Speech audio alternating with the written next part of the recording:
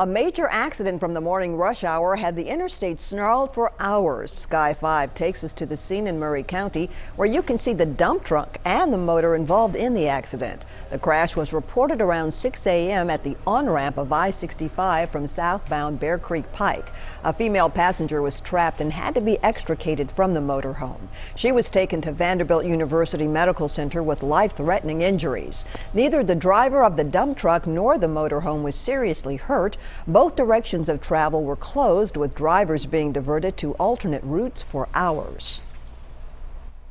A Sumner County deputy is expected to make a full recovery after getting shot in the chest last night. Authorities say 50-year-old James Cummins opened fire as Deputy Philip Douglas was responding to Cummins' home in Bethpage around 5:30 last night. When Douglas got out of his cruiser, Cummins allegedly started firing at him from inside the home. Douglas shot back but was hit in the chest just as backup responded to the home. Fortunately, he was wearing his bulletproof vest. A short time later, they were able to take Cummins into custody. Even though the deputy fired at him, Cummins was not hurt. He has been charged with attempted first-degree murder. He's in jail on a $750,000 bond. French prosecutors now say the man suspected of plotting the Paris terror attacks was killed in yesterday's raid. His body was found riddled with bullets after SWAT teams stormed an apartment building. Forensic experts used fingerprints to identify him this morning. Meanwhile, the House is scheduled to vote today on a bill that would put new limits on Syrian and Iraqi refugees being allowed into the U.S. The White House is threatening to veto that bill.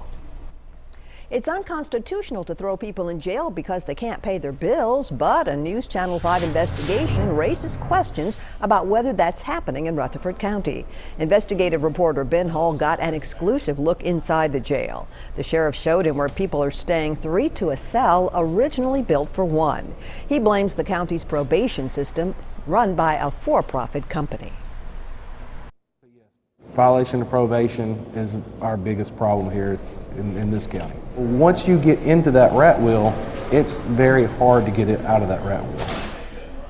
Hundreds of nonviolent probation offenders filled the jail. Some claim they're behind bars because they can't afford the fees charged by the private probation company. Don't miss our investigation tonight at 6.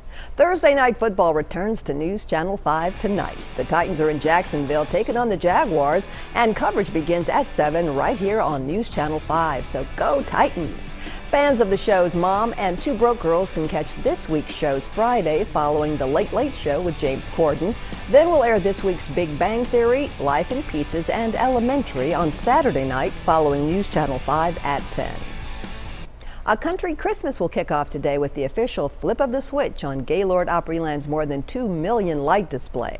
This is the 32nd year of the event, and this year there will be some new shows, like the Dr. Seuss musical How the Grinch Stole Christmas.